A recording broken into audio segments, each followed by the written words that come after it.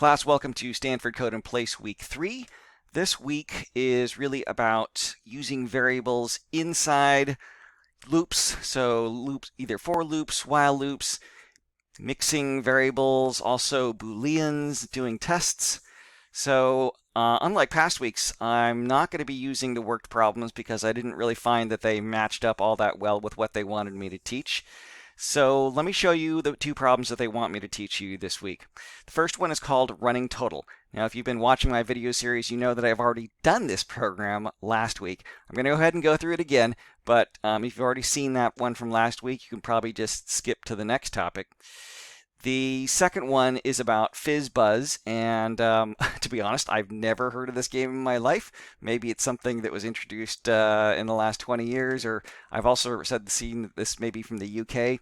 But basically, they want to go through a loop here, and when numbers, they're just going to print numbers from 1 to n, and when the number is divisible by 3, they say fizz, and when it's divisible by 5, it's buzz.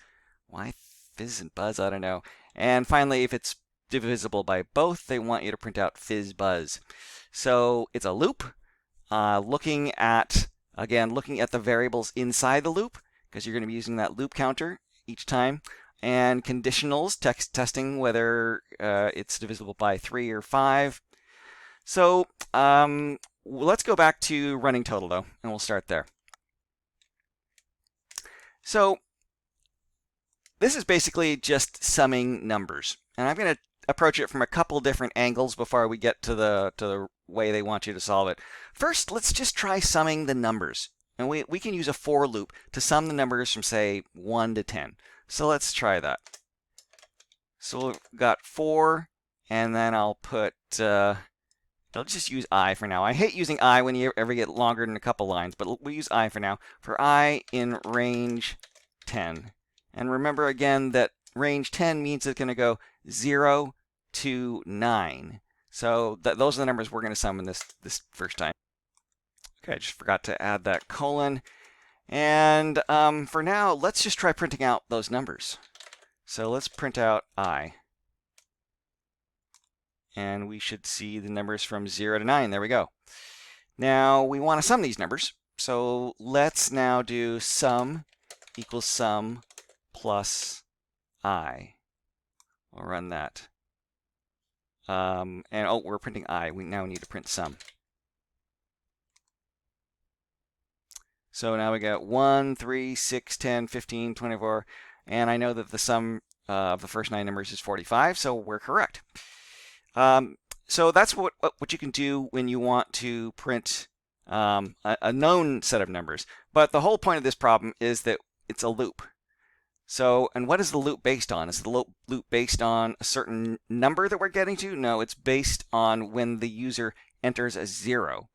And so we don't know how many times this loop is going to execute. We call this technically an indefinite loop.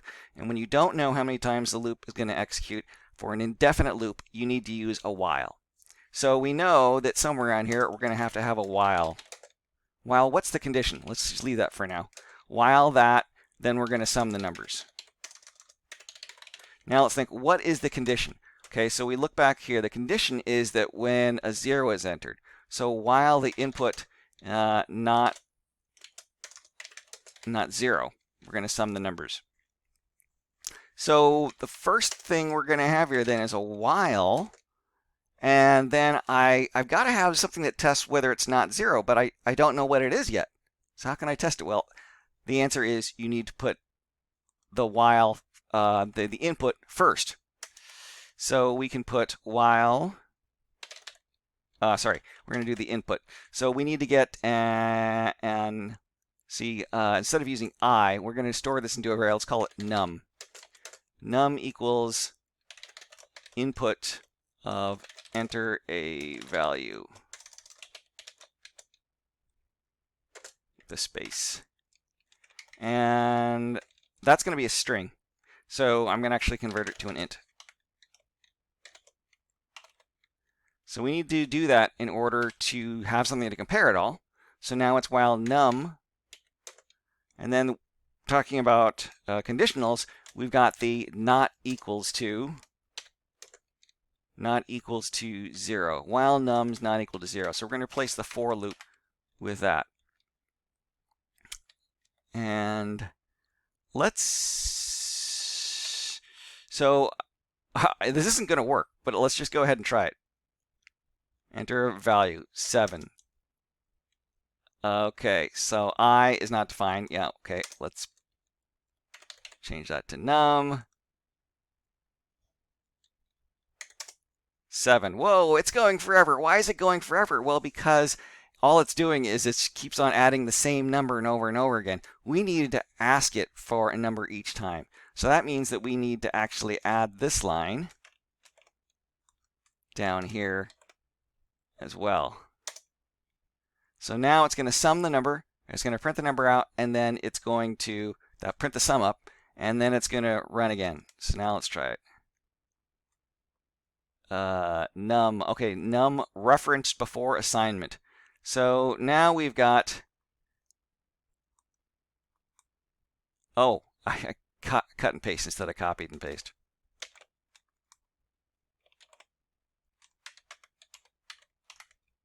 Okay, let's run that. Enter a value, 7, 3, 10, and now 5, 15, 12, 27, 0. Okay, that worked. Now, this is how you can figure it out from scratch. Makes sense. But I want to point out something that I, again, pointed out last week. So let me switch to my drawing tablets here. It's always great in computer science when we can reuse code, and it's also great when we can identify something as falling into a certain pattern. An algorithm is what we call it. And last week we talked about fence posts, where if you had a bunch of posts like this and some wire connecting those posts, that if you did a simple loop to draw the wire, post wire, post wire, post wire, post wire, then at the last one you got an extra wire there. That's too many. One of the solutions to do it is what my Java book calls the loop and a half, which is you do this first, the post, then you do the wire and post, wire and post, wire and post, wire and post. And in this case, that first post is asking for the input. And then this wire and post, the reverse order, is to do the sum and then the asking again. It's a reverse order because normally you'd think of, okay, we ask for the number and then sum it, right? So you have to reverse that order. That way, when you're done with the very last one, you don't end up summing it an additional time. So what I want to point out is that this Sentinel loop, this is called a Sentinel loop. It's a Sentinel loop because there's a Sentinel value that you're waiting for, which is 0. A Sentinel loop is usually always, or it always can be, treated as a fence post problem. I won't get into some distinctions on when you can do it without being a fence post problem, but it's always good to teach you one way that'll always work, and this is one way that will always work. And it also leverages that fence post problem that we talked about last week. So what did we learn here today? We learned how to handle a Sentinel loop. A Sentinel loop is when you have a loop and you're looking for a particular value. When you hit that value, the Sentinel value, you stop. Just to show you that Sentinel doesn't always have to be 0, let's do -1. And let's run this. And we'll say 5, 4, 3, and then -1. Oh, you know what? Actually, it doesn't print the value, the last value. So that's actually correct. So so the Sentinel could be any number, and you need a while loop in order to solve a Sentinel loop. And if you remembered the fence post problem from last week and how to solve that, you can apply that same solution here. If you didn't, don't worry about it. Just remember that the format of this solution is that you need to ask for the value outside the loop, and then inside your while loop, you need to kind of reverse the normal order. You need to ask for it at the end and deal with that number in the beginning. So let's take a look at the second problem, Fizzbuzz. So Fizzbuzz, again, it's going to loop from 1 to n. So let's start by just doing some small pieces of this code. So let's ask for what do we call it? The end value. Ask for the end value, and then loop from 1 to end value. And inside this loop, we're going to print either, we're going to print a fizz if divisible by 3. We're going to print buzz if divisible by 5. And fizz buzz if divisible by 3 and 5. Now we're not going to write all that. We're just going to start out very simply. What is the simplest thing we can do here? Let's just get the number, and then let's do the loop and just print those numbers. So let's do a end value. We'll say end equals, and then remember from last time, it's going to be a string to start. So now we're going to go ahead and convert it to an int. It's equal int of input of number to count to. Oh, forgot my quotes. Yeah, I can't do it there. Let's put quotes here. So we're going to get our number, and then we're going to loop. So now for, and let's do a good name here. Current equal, Java. For current in range of end. So range of end, well, we'll get to it. Well, remember what the range is? Think about that. What are the values that it's going to go through? And now they're just going to print out these numbers. Print, what are we going to print? We're going to print current. Each time this loop executes, current is going to be updated. So let's just see what we get here.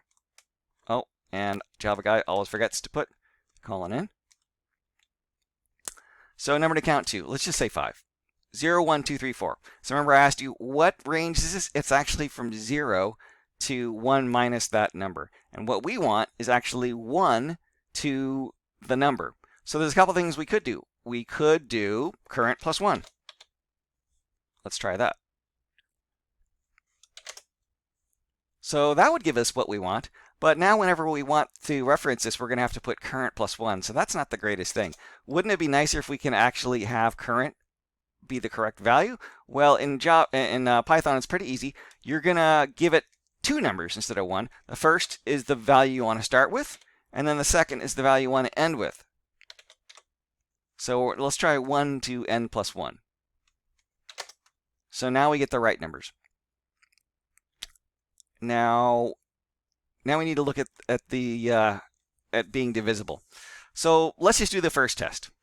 So we are going to print, and we're actually going to print current if it's none of these things. So we're going to move this down here, and we're going to put in the first test here. So we want to be if something, I'm going to leave this out now for a second. If something, then we're going to print fizz. Looks like they want to capitalize it. So we're going to print fizz. So what is this something here? If it's divisible by 3. So there's 2 ways of dividing in Python. You can either divide with the slash, and that's going to be a floating point, or it's going to be the full division with the remainder and all that. Or you can use mod, div and mod. So what we're going to do is use mod to figure out whether it's divisible by 3. So if a number, current, mod 3 equals 0, what that means is when you divide a number like 9 divided by 3, what's the remainder? Mod gives you the remainder. So 9 divided by 3 gives you 3, remainder 0. So that's going to be 0, whereas, for example, 10 divided by mod 3 will be 1. So only when it's 0 does it mean that it's divisible by 3. So we're going to print fizz. And then we want this to be an else. So we need an else. Else print that. Okay, so let's just try running this. So what this should do is it should print out fizz anytime the number is not divisible by 3. So we better go up to at least 7. Okay, 1, 2, 3, 4, 5, 6, 7. So this works great. Now we want to know if the number is divisible by 5. So we're going to use else if, which in Python is elif. So elif current mod 5 equals 0. Then we're going to print buzz. And we don't have to modify this one at all. So now we're going to have to go up to, let's say, 11 so that we can get a better run here. So 1, 2, 3, 4, 5, 6, 7, 8, 9, 10. So far, so good. Now, how do we do this last one? If the number is divisible by 3 and 5. Well, there's a way of using and we just write and in English, but in Python, most languages, you're going to use a double ampersand. Actually, in Python, it won't let you. In Java, it will. In Python, you're going to have to use the word and. So,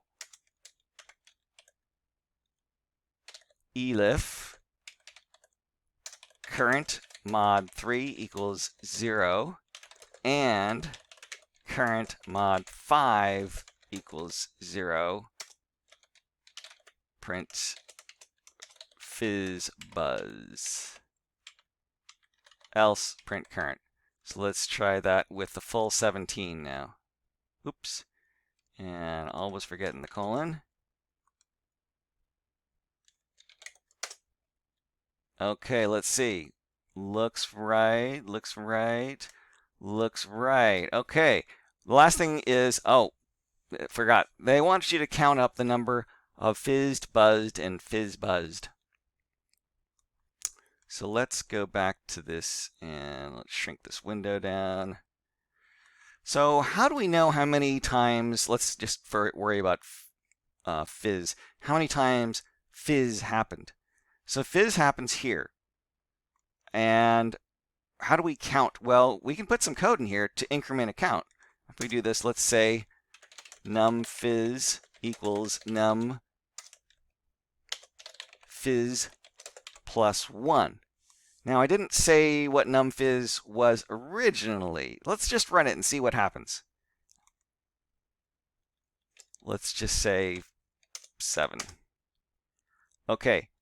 Local variable num fizz referenced before assignment. So the first thing that happens here is not this side, but actually this side. It's going to look up the right-hand side of the equation first. So it's going to look for the value of num fizz and see, well, it's never been defined.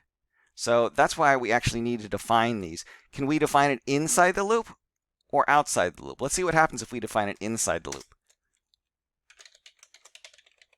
Num fizz equals 0, and let's run that. Oh, I forgot to print it. At the end, we need to print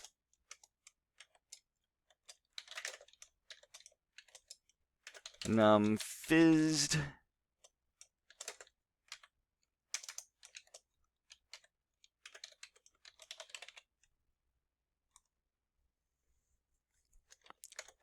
seven. Num fizzed is 0. Well, why is it 0? It's because let's try a different one. Let's try 6. Let's try running it 6. Now num fizzed is 1. Why is that? Well, because when 6, the last thing that happens is fizz is called. On 7, the last thing is fizz is not called. And since we're resetting this at the top of the loop, every single number, it becomes a new count. So we don't want to put it inside the loop. We need to put this outside the loop.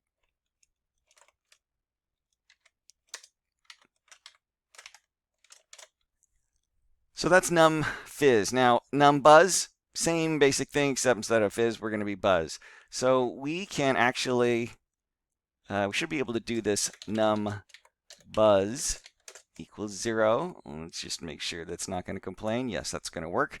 And so let's copy the same code that we did here, num buzz. Now there's a shortcut. Instead of saying num buzz equals num buzz plus 1, you can also do plus equals. This is a really nice shortcut. Let's try running that. Oh, again, I gotta do, let's copy that, and now let's say buzzed.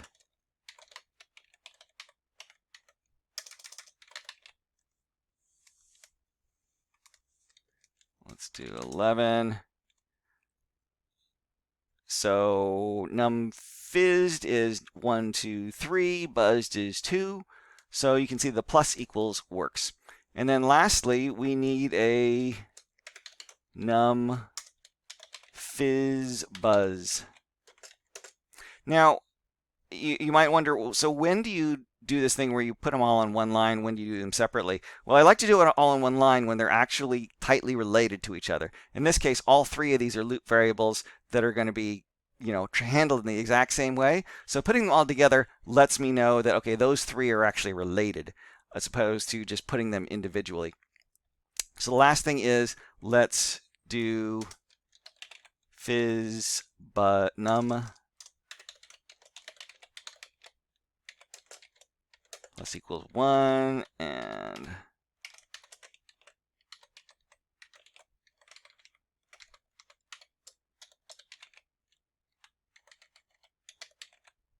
Fizzbuzz. They also want a blank line here. You can just do that by doing that. So let's try with 17.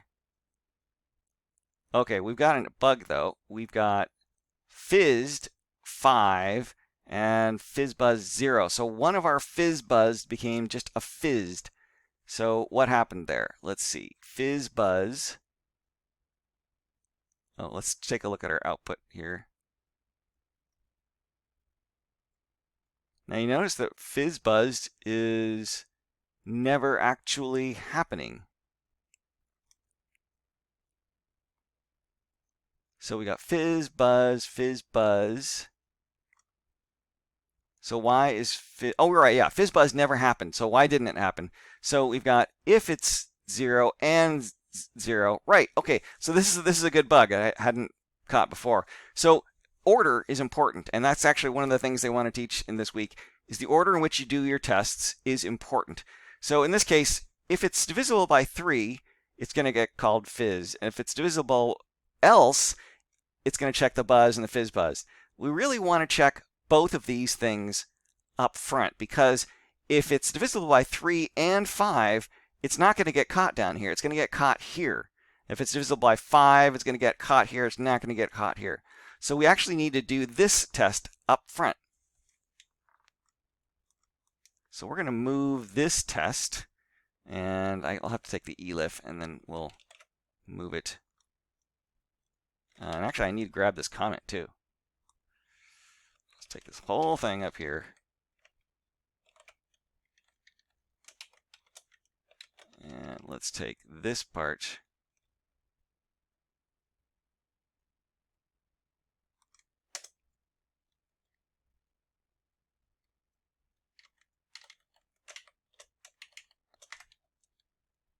And let's put that comment in here. So now, if it's both 3 and 5, we'll do the Fizzbuzz. Otherwise, I've got to do the elif here. And this has to be the if. Otherwise, we'll check to see if it's divisible by 3. Otherwise, we'll check if it's divisible by 5. So now let's try writing that.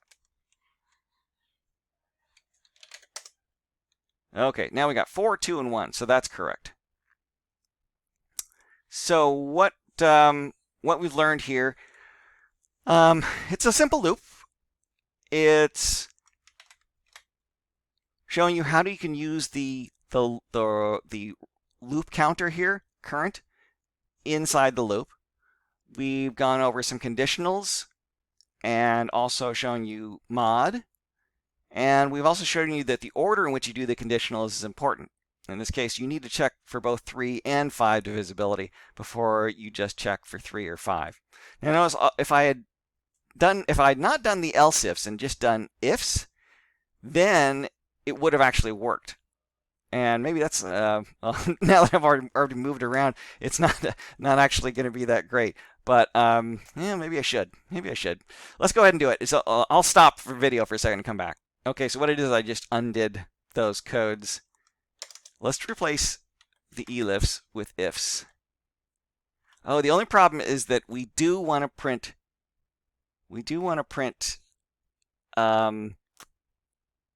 current only if none of those others are true. And that is the key. That's the problem. So if we don't do else ifs, then it's always going to print the current. But let's forget about that rule, and let's just always print the number. And then you'll see that this will work. So it's going to update, it's going to update, it's going to update, and then let's just always do printing of the number. Okay, so let's try running that. Print current. I think I'm off by a space here, aren't I? I think so. Okay, now let's try 17. Okay, so fizz buzzed. Okay, num fizzed. So we actually got one too many fizzed and one too many buzzed. Oh, right. That's because